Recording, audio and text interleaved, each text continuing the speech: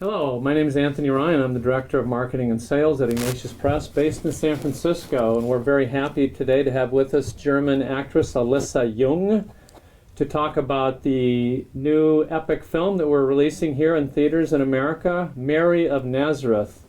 So Alissa is an actress who started acting on stage at the age of 16 years old, and she's starred in many television series, movies in Europe. And she has the lead role as Mary in Mary of Nazareth. Alissa is also the founder of a nonprofit charitable organization called Pen, Paper, and Peace to help build schools for the poorest children in Haiti. At some point during the conversation today, we'd like to hear about Pen, Paper, and Peace.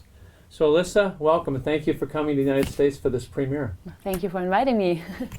We're honored to have you here. So we're excited about this film, Mary of Nazareth. We've had a lot of advance praise from people that would be considered critics of films and people who are considered experts on Mary. They really love this film. They especially love your performance. So let me start out by asking you, how did you get approached to take this lead role in this film? Well, it's a long story, but it was my craziest audition I ever did. I think it was. You already talked about my non-profit thing in Haiti, and I was as we are traveling each year there to see our schools, to see how it works. I was packing my luggage for going to Haiti, and my agent called and said, "Well, Haiti, there's Alissa, there's a audition to do for an international production, Mary, and it's a genius, and you have to go there in 3 days." And I said, "Well, but in 3 days I will be in Haiti." And she says, "Well, then you have to do an internet casting." And I said, "Well, I don't think I have internet in Haiti." And then he was like, "Oh, then I will send you the script right away and you can do this now." And I said, "Well, my flight is in 3 hours. I don't know how to do it now." And she said, "Well, you have to do it, trust me." And I was like, "Okay." And she sent me the script, 2 screenplays of 90 minutes, so I didn't read it at all. And I just did 7 scenes of Mary and as well 2 of Magdalene, and taped myself in front of my computer, sent it to Rome, where the casting director was, and then I flew to Haiti, and I didn't even think about it because there were so much impressions. And then I came back, and my agent called and said, "Well, they want to have you in Rome." And I had to travel to Rome, and I did a real audition, and that's why. That's an amazing story. So it was really like a home video. Yeah, it's a home video. Done really on the spur of the moment. Yeah, it was really like this. And I would imagine you would have thought your chances of getting that role were very slim. I didn't, really, I did it because my agent says, "Well, you have to do it," but right. I didn't think I would. That's amazing. Get So, the role. I mean, in some ways, I would look at that as saying, because you were so committed to helping these children in Haiti, which is a wonderful work, which we want to hear about later, I think you were really blessed because you kept that commitment. And when you came back, the director, Giacomo Campiati, told us that he had already decided on another actress. When we interviewed him, they were pretty set on another actress. I think it was a French actress, and he had auditioned many actresses, he told us, for this role. Obviously, the movie rises or falls on the person that plays Mary. But then he saw something in your home video, as simple as that was, that captured his mind and heart about the person that he wanted for Our Lady. And it was something he thought, "I'm going to have this woman come to do an audition when she gets back from Haiti." And obviously, when you did that in person, that convinced him that you were you had what he wanted for whatever it was that he saw in you as an actress, but also in your person, who you are. He saw something that made him say, "This is who I want to play Our Lady." Oh, yeah. So. And I'm really glad about it. It was a great experience. Well, let me ask you, so that was the audition. So then what led you to want to take on this challenging role of such a, really a revered person, a woman who is, you might say maybe is the most revered person in history by Christians, but also even by Muslims? Well, that's a challenging role to take on. Did that daunt you at all? And what led you to want to go ahead and do that? Well, when I was flying to Rome, it became kind of serious because they wanted to see me in person. So I started to think about it. Well, what if? And then I met them, and I think Giacomo is a great person with such a big soul, and it was really good to do this audition with him. And all the makeup artists, the costume lady, all of them were already there, and they tried with me the costume and the makeup, and they were all so great. So that I really started to want to do this movie because the people were so great. And then this is when you were still doing the test. The test, yeah, the audition, wow. Yeah. And then when I flew back, I was like, well, I really want to do this part because I really get into this person as well, because Mary is a really, really great person, and it's a great challenge to do this role, and I really did to do this. And then when I got the phone call that I can do it, it was like, whoa, oh my God, now I can do it, I have to do it, perhaps I'm not able to do it, and there was a big respect, because I know that Mary is, for a lot of people, really something really important. And I, for a few days, I get like, not afraid, but I saw the challenge of doing it good, and I started to see all these movies and to read and then I decided, well, no, that's not right, because you don't want to interpret an icon, you don't want to interpret something which has been showed in another movie. You don't want to, you have to find your Mary, and you have to find the Mary you want to interpret, and you have to find the human being. Because, of course, I read the Bible again, and there's not so much told about Mary. It's a few words, and then I thought about her as a person, and I discovered that I think mostly Mary is just the mother of Jesus, but I think she was more, because she was such a brave young woman. She was the only one who believes in something, and all the world around her was saying, well, you're crazy, you're stupid. And she kept on walking her street, and that's really strong for a 16 years old young girl. Right. And that's like Antigone, like it's something really strong, but in a soft way. I don't know, she's soft outside, but inside she's really strong. Really strong on the inside. Yeah.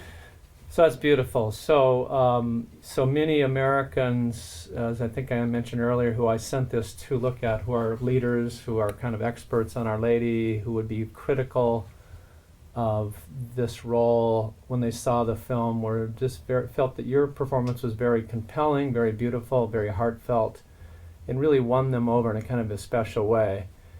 And so it seems from what you just said that you came to this film with a kind of a particular thing that you wanted to, idea or a way you wanted to portray Our Lady. And was some of that connected with the fact that you are a mother as well? I mean, did that play into it, the fact that you're a mother, and that maybe that helped you understand, maybe in a deeper way, about what Mary had to go through, not just as a wife, but as a mother? I think it helped a lot. Perhaps not as much for the young Mary. The young Mary is more really a young girl. Right. And I had to find it inside of me. Yeah. But for every character, you have to search inside yourself, to have a link to your soul, to interpret this. I'm not Mary, but I had to link her to my soul. So for the older one, for the mother Mary, it helped a lot to have a son, to have a daughter. And there's a scene where Jesus tells her that, more or less, he tells her that he will die. He doesn't say it directly, but she understands. And when I was interpreting this scene, I became so sad, because this feeling of a mother who knows she has to lose her son, the one person she loves the most in her life. So and she knows she has to lose him for a bigger idea, for a bigger thing she's believing in. But I think it's really a huge, one of the biggest conflicts you can have in your life, to believe in something and losing the person you love for this. Mm-hmm. And I think in little we all have to do it. Like every mother has to set free, let go their children, but not in this way, not into death. No. So Our Lady had to. She knew that what he was saying to her was that he was going to have to die. Yeah. and he was going to have to die in a very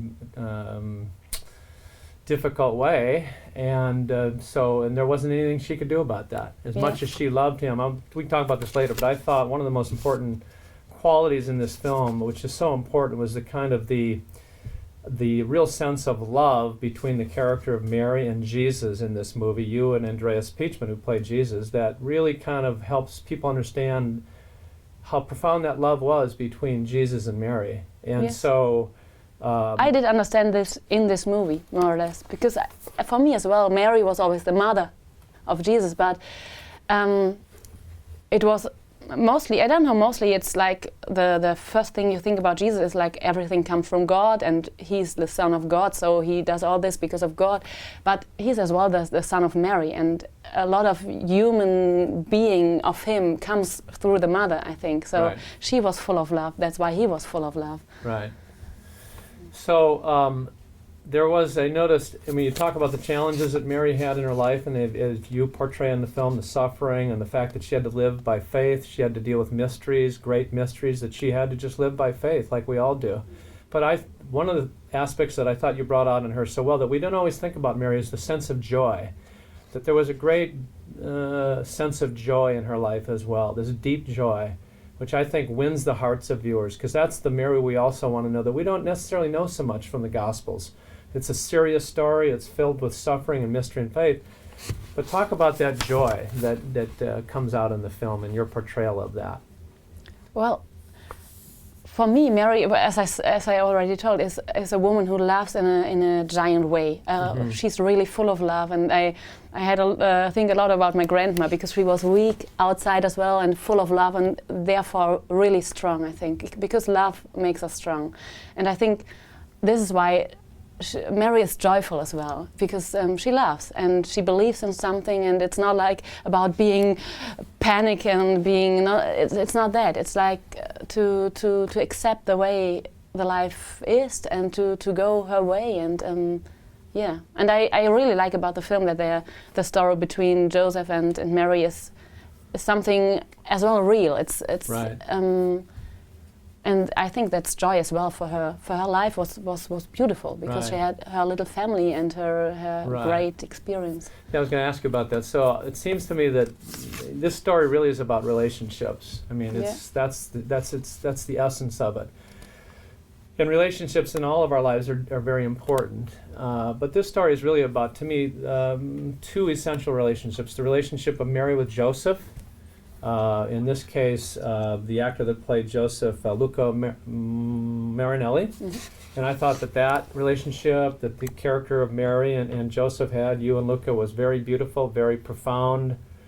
And let's just talk about that first. So again, the whole idea of relationships and why that's so important, and that really is what I think made this film so important. So just talk a little bit about the importance of that whole thing of relationships in this movie for you as Mary.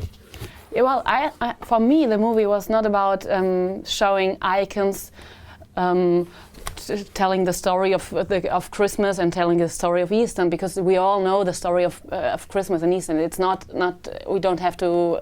You don't need a film to show the story of Christmas. Right. But I think we need a film to show the human beings and to show the relationships between them. And even we all don't know exactly if Joseph was that young or if he was an old man, but I didn't care about this age thing. It was more about to show that they were a couple and they loved each other, and they and he was well, he had a lot of doubts and a lot of troubles to accept this, but at the end he decided to go with her because he loved her, and that's great, I think. Yeah, so I think as a man, the person of Joseph is important for us men, but oftentimes he's kind of the guy in the background. Yeah. And in the Gospels, you hear very little about Joseph, but we know that he was very important. I mean, God chose him to be the father, the foster father of the Messiah, and the husband of the mother of the Messiah. It's an overwhelming task for a man. I think about that, how I would respond to that, and he had to make great sacrifices, Joseph did. Yeah. He had to give up privileges of marriage. He had to protect the Redeemer. He had to protect this woman. And really, that was a life of courage and of sacrifice. And I thought that was brought out beautifully in the film with the performance of Luca. Yeah, I And really his loved relationship with you as Mary. I really as a loved child. the scene where Joseph dies, and he's arguing about this and saying, "Well, what use have I been for? I worked, yeah, of course. I gave you food, but well, you're the mother of the son of God, and what did I?" Right. And she said, "Well, you loved him, and you were a father for him, and you raised him, and a lot of stuff he's doing, he learned from you. So you were important for him as well." Right, exactly. I thought that was very moving. Yeah. And I remember, the question was asked by Mary, "Are you afraid?" Because Yeah. he was dying. Yeah. And he said, "No, I've lived with the Son of the Most High and with his mother. I'm used to mystery." Yeah. I thought that was a great line. That's a great I thought line. That was a great Yeah. line. And I could see that would be the case. Why would I be afraid of death? I've been living with the Son of God and his mother, and I'm used to mystery. Yeah. So I thought the person Saint Joseph was beautifully portrayed in this movie. So let's go back to the relationship with Jesus. Andreas Pietschmann, who's another German actor, Yeah. as it turns out. Yeah, I mean, this turns is really out. an It's a Italian-based di- film, but the two leads were one by German actor and actress. And I thought Andreas, there's some wonderful nuances in his portrayal of Jesus that you don't often see in films about him. Kind of the beautiful humanity of Christ. There's no doubt that he's the Son of God, but sometimes in movies the divinity is so emphasized that you lose track of the human aspects of Christ.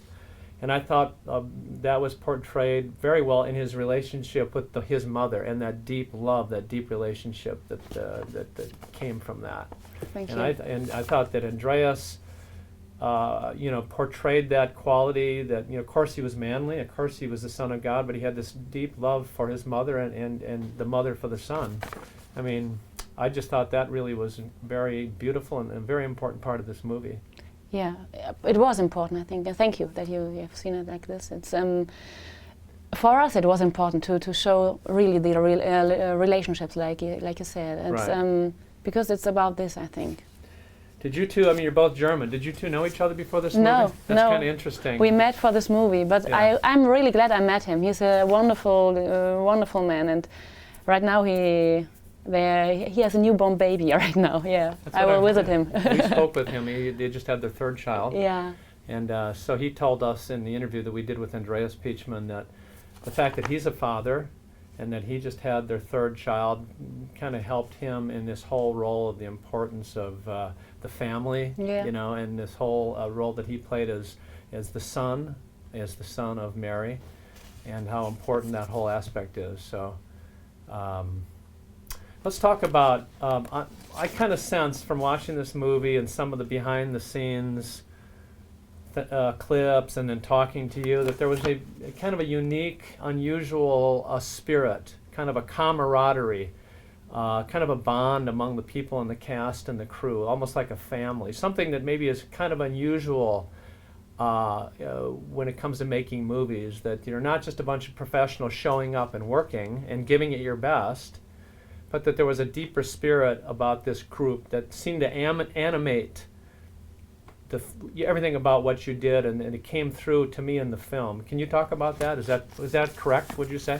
well, yeah, it's correct. Well, often you say after a movie, well, it was the greatest experience of my life, and they were all so wonderful. But to be honest, I never felt like so much like this, because I think Giacomo Compiati did a really great choice in choosing the right characters. So. Well, I spent a lot of more time with the Holy Family and the group around Jesus. So, but these are really these are people I learned to love, and I still have in my life. And it's and we had a great time together. And it was great to shoot in Tunisia with all these different cultures, with Catholics, Protestants, Muslims, and with Italian, Spanish, German, Tunisian Arabs, some Aramids from the mountains. It was really a great experience to have all this together, and it creates some kind of spirit, yeah. That's very unusual. So, so speaking of the international cast, so this is basically an Italian based film. The director is Giacomo Campiati. Ignatius Press has licensed some of his other films. We love his filmmaking. It seems to me he really directs from the heart, and you can talk about that. So tell me, what was it like you're a German, so you come from a German culture. You're going to Italy, you're going to work for an Italian director who seems to be very passionate and flamboyant. So tell me about working for Giacomo, but also this whole idea of you're working with an international cast. You've got people from all these different countries, and you have to shoot it in English. Yeah. So let's just talk about that a little bit. Well, it was really a great experience because well, I'm German, as you as you told, and as Germans, we as Germans, we are a bit like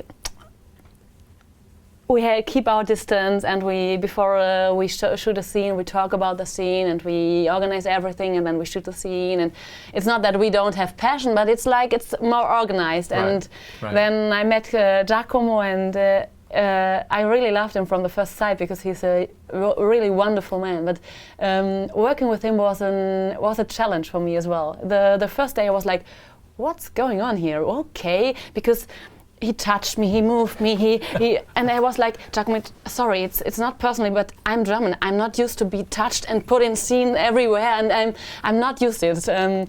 So he tried to keep distance, but still in back of the camera he was talking in between the scenes, go there, and dolce, dolce, and in every language he knew, in English, in Italian, and French. It was like, but it was great. After 3 days I was totally exhausted, and I was thinking, well, I have to continue like 2 months like this, so I have to accept this. And then it was really great. I really loved working with him, and I really loved working in all these languages, and because we try to have the set language English, but as the Italians are not that good in English, sorry Italians, and as well the Arabs, and it was hard to keep on just talking English. So we had Italian and a lot of French, and then we had a co-assistant, director's assistant who was Arab, and he was shouting in Arab everywhere. It was like scat, scat, which meant silence, but it's the word. It's strange. The word. He was, how do you say? Who screamed the most on the world is silence. I think it's the opposite of the meaning, but it's like scat, scat, scat, scat. Like I was awake at night, like scat. Oh, wow! It was really, really great. I loved it. Is this the first movie that you've been in that was shot fully in English like this? Yeah, it was my first movie shot in English. Oh, wow! I did another one now. But there I was a German lady, so I was allowed to have a German accent. A German accent, yeah. I see. So there are, running through this film, of course, several scenes that are also very heart-wrenching. You know, so we talked about the joy and of Our Lady, the love, the deep love between Mary and Joseph, and Jesus and Mary. But obviously, there are scenes in this movie that are very heart-wrenching. I mean, on the Passion of Christ and the carrying of the cross, for example. There's a very moving scene in the film where Mary comes to the way of the cross. And, there's Jesus coming down the road with the cross. And, it's just heart-wrenching. And so, I mean, that had to be hard for you, even as an actress and as a woman and as a mother, to go through that scene. I mean, just talk about a little bit about that. How hard was that? The whole Passion was quite hard to shoot, because it's not just one day. It's sorry. We kept on working on this for weeks. So, but I really loved the idea of Giacomo to have that Mary has her own way of passion. I don't know, her own way to arrive at Golgotha, to her own suffering, and it was hard. It was hard because there was a lot of crying, and that you have to concentrate, and you suffer yourself a bit, and it's and then arriving at Golgotha, there was wind, there was sun, there was stones, and I have to wear this huge boots for not hurting me, and I had like 7 skirts, and it was hard work, but it was great as well to do it, because it was really. For me as well, to see 3 human beings at the cross, it seems so real. It was really impressive. Well, impressive. let's just talk about that. So we talked about the scene of the carrying of the cross, which is very moving, and then you go out there after he passes to pick up the blood of Christ. And then later, you just mentioned you climb the hill of Golgotha. Our Lady climbs that. No one is supposed to go up there, but you're not going to keep the mother away. So on your own, you decide you're going to climb up there to get as close to your son as you can. To me, that was a very moving scene, and it looked difficult. Physically, it looked difficult to climb up that hill and to get up there. So I was thinking about the fact that we talked about you're a mother. So that whole aspect, of course, came into it. This is your son, but also the fact that you work in Haiti with the poorest of the poor, and you've seen a lot of suffering among these children. I'm assuming that also played into the fact of your feeling compassion for this whole aspect of the crucifixion of Christ and that whole scene of climbing up that hill. Actually, we reshoot the climbing up the hill because Giacomo wasn't convinced, because the scenes before were already so strong that he said, well, it has to be again stronger now. But I really love these ideas. As well, there's a soldier who wants to keep Mary away, and it's just a look, and he understands, no, she has to go. Right. And I like this. Yeah. But I mean, just climbing up the hill and you having to be there and endure that, and the crying and the suffering. I mean, I felt like you, as the mother, were really sharing in his sufferings. Yeah. And we talk about, as Catholics, we believe that Our Lady really did take part in the sufferings of Christ, more in a spiritual way. Obviously, she wasn't being crucified, but I mean, pain of the heart can be as bad or worse than pain of the flesh, right? Yeah, and I think I don't know, if I imagine my son being hurt so much, I would feel the pain. I would physically feel it, I think, and I think this is what Mary does as well when he's carrying the cross and he's been beaten, and I think she feels it, because loving someone so much and being so close to someone and then seeing him suffering so much makes you suffer even more, I think. Mm-hmm.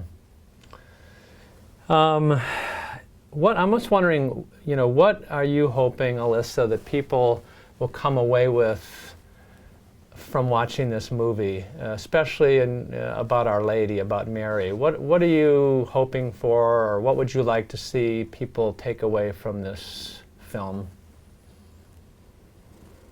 Or how are you hoping it might impact people? I mean, I hope that, well, you already described that there were some beautiful reactions, and well, that's what we hope. I think that people somehow are touched by these human beings, by Mary, by Jesus, by Joseph, by all of them who were humans. So, I mean, did you feel in playing this role of Our Lady that you learned something new about her, something special that helps you in your own life? I think I learned a lot, because as I told in the beginning, for me, Mary was always the mother of Jesus, clearly, but it was not, she never interested me that much, because often she's shown like a soft, not that much interesting lady in the background, and I didn't understood before how strong she was, and how clear, and I think I learned this, that Mary is a great personality, full of love and full of strength, and well, I learned as well how important she is, and I think as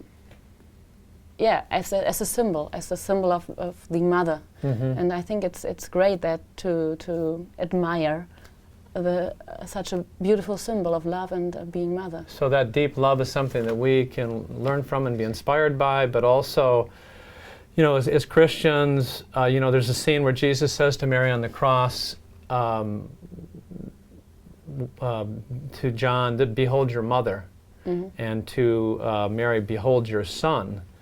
And so the church teaches us the deeper meaning of that is, obviously John was not her son. What did that mean? The church teaches that meant that Christ was giving Mary to us to be our mother, our spiritual mother. He gave us the greatest gift that he had, his own mother, when he was on the cross, to be our mother. And I think that came through beautifully in the film, you know, and so you were there with John, and obviously you both recognized what he was saying, that no longer is she just the mother of Christ, but he is now giving her to be the mother of everyone, the mother of the church that's starting with the apostles, and then the mother of the rest of the human race, really. I mean, that's what the church has always held Mary up to be. I think that came through in that scene. And especially then later, as you know, when he was gone, when he was dead, the apostles were frightened. They were unsure. They didn't know what to do.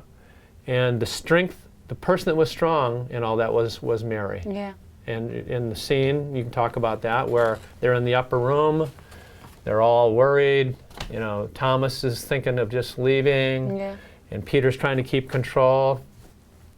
And Mary talks about how you lost Jesus for 3 days. Yeah. And I so really go ahead and describe that scene, because I scene thought was that was beautiful. very It was- moving.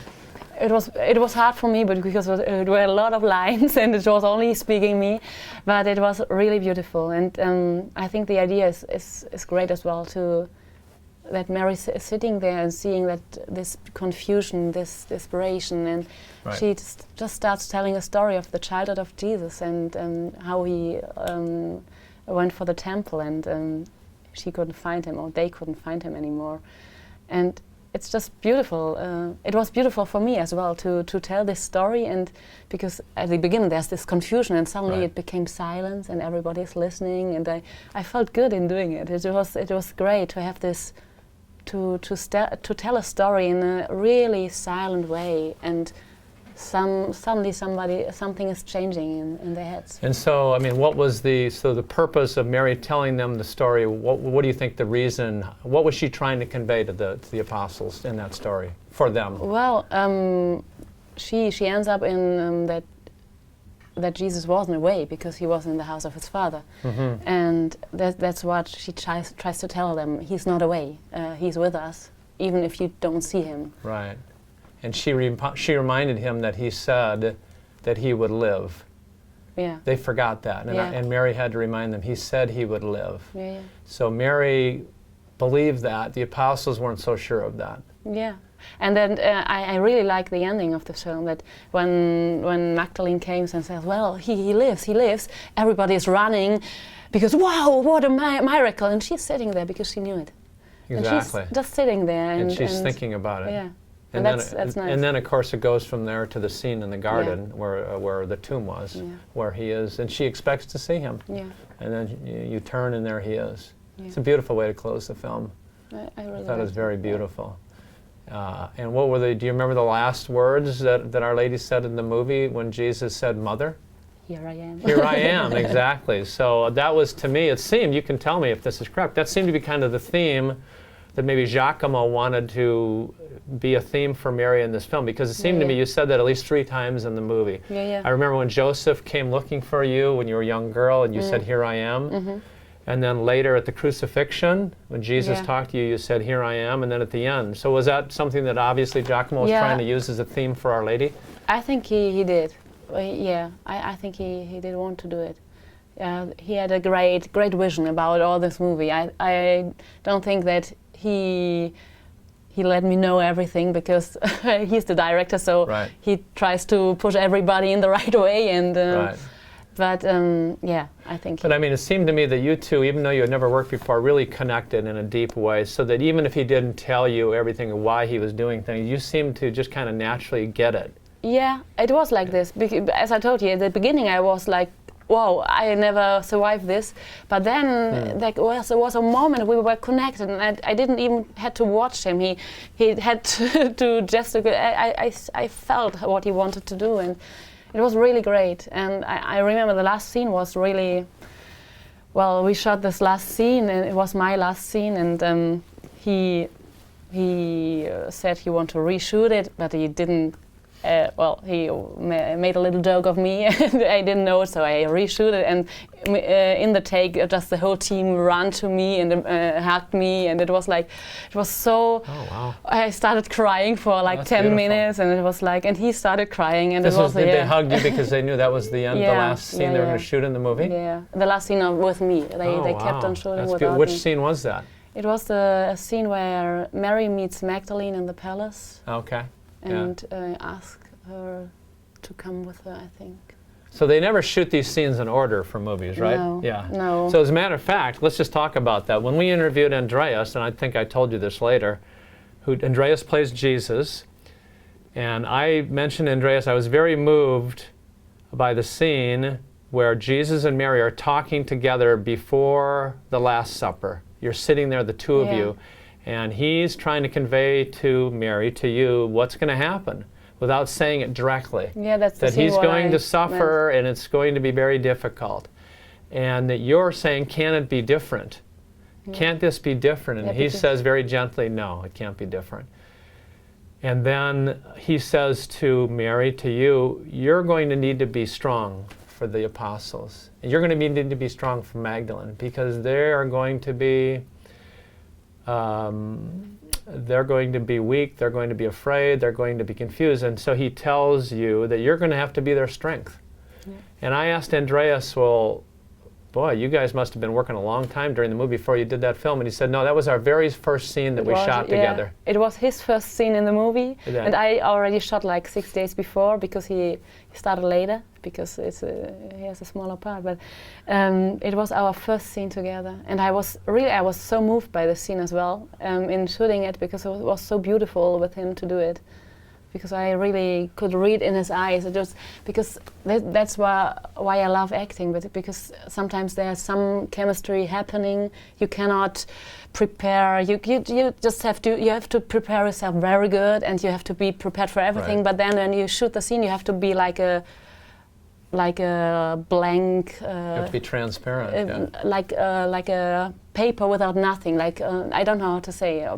And I went in the scene in knowing what it's about, but then doing it with him, I really deeply understood the scene. It really clicked on a deep level. Yeah. And I was so surprised that he said that was the very first scene that he shot with you. Of course, it was not near the beginning of the movie, so it's this whole way of doing movies where they don't shoot scenes in order. No. I have no idea what their plan is when they make movies. It must have to do with when the actors can be there, when they can get the sets. It has to all, so it's not in order. Different sets, different actors. That has to be challenging when you're making a movie, that you just do these scenes randomly, and you have to be ready for them. And they don't necessarily connect with the other scenes, because the other scenes that are supposed to connect with them were shot a long time ago or haven't been shot yet. Yeah, you have always ask yourself who you are, where you are, why, and everything. Right. But in this movie, it was a challenge, because more or less there are two characters. It's the young Mary and the old Mary, and they are different. It's not like the old Mary is not exactly the young Mary, because she lived her life. She's older. I tried even to talk with the voice a bit, and so we had to change even on one day from the young Mary to the old Mary, because we shot in Nazareth, and Nazareth was young and with old. So that's amazing. Well, let's just talk about that for a second. I wanted to ask you about that. So you actually, it's some directors in a situation like that would have two different actresses. They would have a younger actress play the younger Mary, and an older one play the older Mary. Giacomo obviously made a decision that he was going to have you do it all. Yeah. And I think obviously it works. But that must have been a challenge for you. So you had to play Mary when she's a teenager, and you had to play Mary when she's, an older woman, when Christ dies. Obviously, I'm not looking like a 40 years old woman, but so that would be a challenge for you. You had to play the older and the younger Mary. That must have been. And we tried a lot with makeup, and at the beginning we thought of really making her older, like Joseph looks really older, has grey hair and everything. But then we decided to leave, to let her grow, get older a bit, but not that much, because she's Mary and stays Mary. And well, I think, Father Donald Calloway, who's been a great spokesman for this film, and he's a great Marian priest, and he's younger, and he just has this huge love for Our Lady. He's a Marian theologian, That was one of the qualities he thought was correct, first of all, and very beautiful, that Mary didn't age like the rest of people, that because she was sinless, I mean, the church teaches she was conceived without sin, because she was not as affected by sin as we are, and sin can causes us to age, and eventually we die. But with Mary, because she didn't have that aspect to her, he thinks, and I think the church would agree with him, that she did not age like we do. She kept this beauty about her. Of course, she aged somewhat, but he caught that in the movie, that he liked the fact that you played both the young and the older Mary, and that you aged, but you aged in a way where there was still this youth. There was still this youth even about the older Mary. Yeah, but I had to watch out not to be too young. Of course. And Giacomo wanted me to be more mother, so I was a bit more. I had more skirts clothing and more clothing and so forth. to. But I mean, the face and kind of the spirit of Mary. Even when you're older, there is kind of this this youthfulness about it. That's this purity that is it's noticeable. Yeah, but it was that a was hard decision. intentional. It was That was an intentional that was a decision. decision we made like one day before shooting. It was like 4 days of doing rehearsals of makeup, trying this, trying this. Yeah. Wow, I think it was the right decision. So, well, we can talk a lot. We've talked for quite a bit here. So I'm with Alissa Jung, and we're talking about Mary of Nazareth. So, Alissa, thank you. But before we close, I would like you to tell our listeners about your nonprofit charitable organization that you have in Haiti to help build schools for the poorest children of Haiti. And it's called Pen, Paper, and Peace. I'd like you to tell people a little bit about that work and what it is. Yeah. Thank you. Well, 2007, I was the first time in Haiti because I came in contact with a great organization which is called NPH. Our little brothers and sisters. I have 2 godchildren with them, and I visited them, and I met Father Rick, a priest and doctor there, who's living there since 25 years now. And is he an American priest? Yeah, he's an American priest. And he went there as a young priest and stayed there, came back for studying medicine, and then went back to found an hospital there. And then he showed me like the really basic schools in the slums, and just told me, we are looking for money for some of them because we don't know how to finance them, and we don't need a lot of money. It's like $20,000. It was in this time to pay the teachers, to pay them daily meal, to pay doctors to come there, and I was like, wow, that's not a lot of money. It's a lot of money, but not that much as I thought it would be to rule a school. In other words, in Europe or in the United States, 20,000, you can't do that much with 20,000, but in Haiti, obviously, it goes a long way. Yeah, and that's why I came back and I was thinking, well, I can do a bit PR, but I have to do more. And together with a colleague, with Janine Reinhardt, I invented like a campaign which is called Schools for Haiti, and we raise funds for 2 schools now in the slums of Port-au-Prince. Like 500 kids are now in our schools, and we are raising these funds together with German kids. We are doing like educational social work with German kids as well, to plant little social plants in their souls. But as well, we receive private donations as well. And then the earthquake came, and suddenly Haiti was in everywhere. We raised a lot of funds, but still we are needing money because the 2 schools were totally distracted, and now we have the money for rebuild 1 school, but we are still needing money for rebuild the other one. So the idea is for you initially to connect German children with the children in Haiti. Yeah. So to help the German children have compassion for the children in Haiti and to help them. Yeah. To make that link with that. It's like beautiful. Children helps children, because it's a beautiful idea. I think it's not nice to hear as a child every now you're too young, you cannot help, the world is made like this, but to feel you can do something a little bit, but you can do something. Right. It's good. That's a great idea. So, you've got 2 schools you're building now for the children in Haiti, and so I live in America. You came up with this idea mainly for people in Germany, but now I want to ask you, how can people first learn more about this work, Pen, Paper, and Peace, and how can people support you? Can people in America support this work? Everybody can support us. And how of do they course. do it?